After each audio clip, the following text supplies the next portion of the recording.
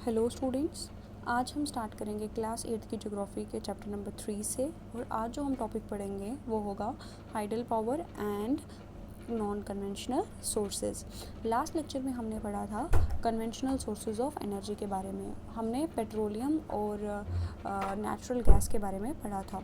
तो पेट्रोलियम जो है हमने पढ़ा था कि उसे ब्लैक गोल्ड भी कहा जाता है। और जब हम क्रूड ऑयल को निकालते हैं फ्रॉम द, हम कह सकते हैं अर्थ के नीचे से, हम जब क्रूड ऑयल जो है उसको एक्सट्रैक्ट करते हैं, देन उस क्रूड ऑयल को हम रिफाइनरीज़ में ले जाते हैं। और रिफाइनरीज़ में हमारे को उस क्रूड ऑयल के बहुत सारे प्रोडक्ट्स जो हमें मिलते हैं, जो हम कहते हैं कि पेट्रोलियम और उसके डेरिवेटिव, जैसे कि प्लास्टिक हो गया, केरोसिन हो गया, डीजल हो गया, ये सब हमें मिलते हैं। देन नेचुरल गैस जो है वो भी हमें क्रूड ऑयल के साथ ही मिलता है। अक्सर क्रूड ऑयल के साथ ही हमें नेचुरल गैस जो है वो है मिलता है। और नेचुरल गैस जो है वो काफ़ी ज़्यादा इजी होता है घरों तक पहुंचाना पाइप्स के ज़रिए। और इसका इस्तेमाल हम कुकिंग के लिए करते हैं, ठीक है। खाना वगैरह बनाने के लिए एलपीजी सिलेंडर्स में इसका इस्तेमाल करते हैं, और इंडस्ट्रीज़ वगैरह में भी इसका इस्तेमाल होता है। नाउ हम पढ़ेंगे हाइडल पावर के बारे में। तो हाइडल पावर क्या होता है? हाइडल का मतलब जिसमें हाइड्रो जो है वाटर का इस्तेमाल हो, ठीक है। तो हाइडल पावर में क्या होता है, बेसिकली जो नदी का पानी होता है या फिर जो बारिश का पानी होता है, उसको डैम्स में स्टोर किया जाता है और उसको काफ़ी ज़्यादा हाइट से गिराया जाता है। और नीचे क्या रखी जाती है, एक टरबाइन रखी जाती है जो कंटिन्यूसली रोटेट करती है। जब ये पानी पाइप्स के ज़रिए इन टरबाइंस पे गिरता है काफ़ी हाई स्पीड से, और टरबाइन रोटेट करती है, तो वहाँ पे इलेक्ट्रिसिटी जनरेट होती है।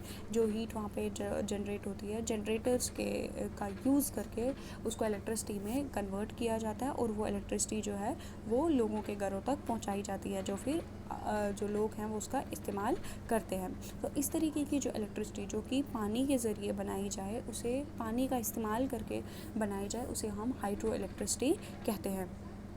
जो पानी बच जाता है, जो पानी इसके बाद इलेक्ट्रिसिटी जनरेट करने के बाद जो वो पानी होता है, उसका इस्तेमाल इरिगेशन, खेती बाड़ी वगैरह के लिए किया जाता है।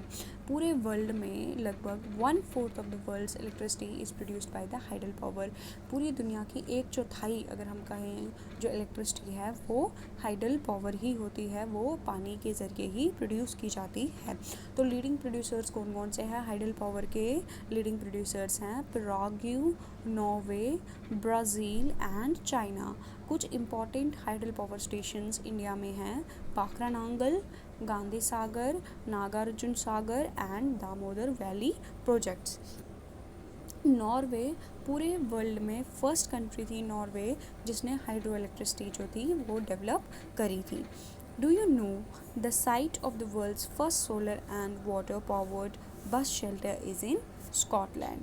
ये आप हाइडल पावर जो है उसकी आप ये यहाँ पे डायग्राम देख पा रहे हैं फिगर 3.12 को। अगर आप अच्छे से देखें तो वाटर रिजर्वायर जहाँ पे लिखा है, यानी डैम्स में जो वाटर है उसको स्टोर किया जाता है। देन पाइप्स के माध्यम से इसको कहाँ पे लाया जाता है, टरबाइन। और ये टरबाइन रोटेट करती है, और साइड पे क्या होता है, जनरेटर होता है। इस जनरेटर से इलेक्ट्रिसिटी में इसको कन्वर्ट किया जाता है। देन आप बिल्कुल जहाँ पे माउंटेन्स दिखाए हुए हैं वहाँ पे टॉवर्स भी दिखाए हुए हैं।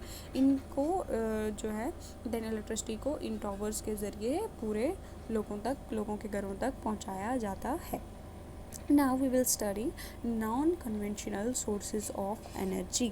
तो जैसे कि आपने conventional sources of energy में देखा कि conventional sources of energy वो energy sources थे जो काफ़ी लंबे समय से इस्तेमाल में थे। और conventional sources of energy जो थे उसमें हमें fossil fuels भी आते हैं। और fossil fuels में हमने देखा कि fossil fuels का यूज़ जो है वो हम काफ़ी ज़्यादा तरीके से कर रहे हैं, और जिसकी वजह से वो सोर्सेज जो हैं वो एग्जॉस्ट हो रहे हैं, और उनसे क्या हो रहा है कि काफ़ी ज़्यादा पोल्यूशन क्रिएट हो रहा है। तो हमें ऐसे एनर्जी सोर्सेज की तरफ शिफ्ट करना करने की ज़रूरत पड़ रही है जो कि पोल्यूशन जो है जो कम क्रिएट करें, और जो ऐसे सोर्सेज हों जो रिन्यूएबल हों, ठीक है। तो ये non conventional sources of energy जो है यही हमारी ज़रूरतें जो हैं ये पूरी करती हैं। इन एनर्जी सोर्सेज का इस्तेमाल करके एनवायरनमेंट ज़्यादा पोल्यूट भी नहीं होता, और ये वाले जो एनर्जी सोर्सेज होते हैं ये रिन्यूएबल होते हैं। जैसे हमारे पास इसकी एग्जांपल है नॉन कन्वेंशनल सोर्सेज की, solar energy, wind energy, tidal energy, और ये सारे रिन्यूएबल रिसोर्सेज हैं। यहाँ पे Salal hydro electric power project की जो है यहाँ पे आपको पिक्चर दिखाई गई है, जो कि जम्मू एंड कश्मीर में है।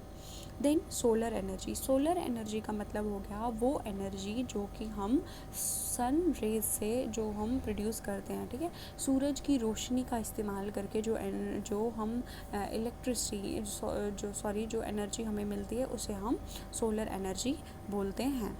तो सूरज की रोशनी या फिर लाइट एनर्जी जो है हमें रोज़मर्रा की ज़िंदगी में हमें वो मिलती है। इस एनर्जी को ट्रैप किया जाता है, सन एनर्जी को ट्रैप किया जाता है सोलर सेल्स में। सोलर सेल्स बनाई जाती है जो कि सन की रोशनी को ट्रैप करती है, और इससे ये सोलर सेल्स क्या बना देती हैं, इलेक्ट्रिसिटी जनरेट करती हैं। और इस इलेक्ट्रिसिटी का इस्तेमाल फिर घरों में किया जाता है। बहुत सारी ये जो सोलर सेल्स हैं इनको जॉइन किया जाता है सोलर पैनल्स में, और यहाँ पे फिर इलेक्ट्रिसिटी जनरेट की जाती है। तो सोलर एनर्जी जो है वो कहाँ कहाँ पे इस्तेमाल किया जाता है सोलर एनर्जी का, सोलर हीटर्स में, सोलर कुकर्स में, सोलर ड्रायर्स में, besides being using for community lighting and traffic signals के लिए भी इसका इस्तेमाल किया जाता है। ये इस टेक्नोलॉजी का इस्तेमाल ज़्यादातर वो कंट्रीज़ करती हैं जो कि ट्रॉपिकल कंट्रीज़ हैं। ट्रॉपिकल कंट्रीज़ होगी यूजुअली जो इक्वेटर के आसपास आती हैं, या फिर हम कह सकते हैं ट्रॉपिक ऑफ कैंसर और ट्रॉपिक ऑफ कैप्रिकॉर्न के बीच की जो कंट्रीज़ होती हैं वो ट्रॉपिकल कंट्रीज़ होती है। वहाँ पे सूरज की रोशनी काफ़ी ज़्यादा जो है वो पड़ती है, जिसकी वजह से सोलर एनर्जी का इस्तेमाल करना ज़्यादा फ़ायदेमंद रहता है।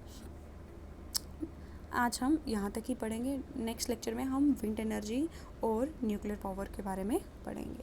Thank you.